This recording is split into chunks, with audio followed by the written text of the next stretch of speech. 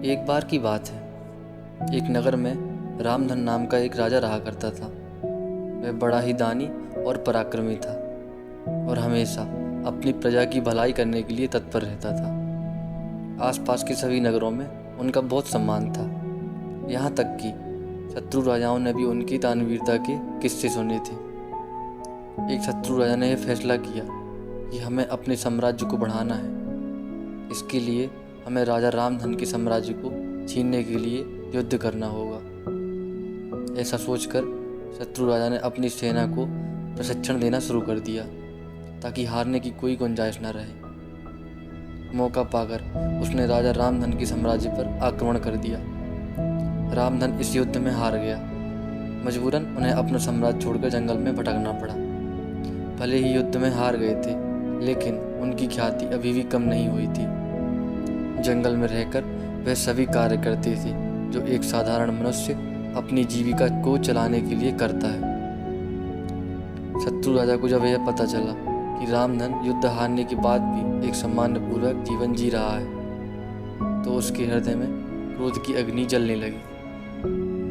उसने पूरे साम्राज्य में यह खबर फैला दी, यदि रामधन को कोई बंदी बनाकर उनके महल में ले आएगा तो वे उसे 100 दीनार का इनाम देंगे।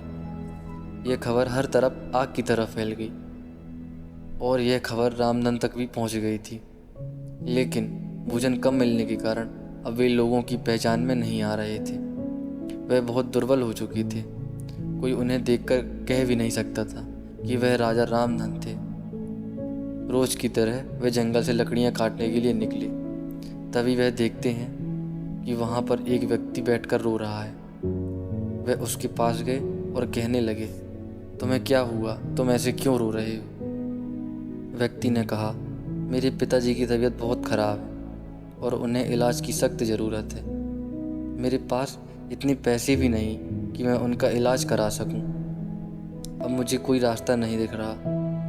अपनी आँखों के सामने मैं अपने पिताजी को मरते हुए नहीं देख सकता, इसलिए मैं इस जंगल में छुप कर आ गया हूँ। मैं कैसा पुत्र हूँ जो अपने पिताजी का इलाज भी नहीं करवा पा रहा हूँ। अब तो ईश्वर से यही दुआ है कि मेरे पिताजी को बुलाने से पहले वो मुझे बुला ले। राजा रामधन ने कहा, तुम ऐसी निराशाजनक बातें क्यों करते हो? चिंता मत करो, मैं तुम्हें पैसे दिलवाता हूँ, तुम चलो मेरे साथ। ऐसा कहकर वह उस व्यक्ति के साथ शत्रु राजा के समक्ष उपस्थित हो गए। शत्रु राजा ने कहा, कौन हो तुम दोनों? राजा रामधन ने कहा, मेरे शरीर की दुर्बलता के कारण शायद आपने मुझे पहचाना नहीं। मैं राजा रामधन, जिसको पकड़ने के लिए आपने 100 दीनार का इनाम रखा था। यह व्यक्ति मुझे पकड़कर आपके सामने लाया है, इसलिए इसे 100 दीनार का इनाम दे दीजिए। व्यक्ति ने जैसे ही सुना कि यह राजा रामधन है, उसने तुरंत उनके सामने हाथ जोड़ लिए और कहने लगा, मैंने सुना था आप बहुत दानवीर हैं और आज देख भी लिया। आपके पास अभी धन भी नहीं है, फिर भी आपने मुझे धन देने के लिए अपने आप को शत्रु राजा के समक्ष सौंप दिया। सचमुच आप महान हैं। यह सुनकर शत्रु राजा लज्जित हो गया और उसने राजा रामधन के आगे हाथ जोड़ लिए। शत्रु राजा ने कहा, महाराज, आपके पास कुछ भी नहीं है, फिर भी आप लोगों की मदद करने में लगे हुए हैं। भले ही मैं युद्ध में जीत चुका हूँ, लेकिन आपने लोगों का दिल जीता है। मुझे माफ़ कर दीजिए। मैं आपका साम्राज्य आपको सम्मान सहित लौटाता हूँ और इस गरीब को 100 दीनार का इनाम भी देता हूँ। शत्रु राजा ने आभार व्यक्त करते हुए कहा, प्रजा को आप जैसे राजा की सख्त ज़रूरत है।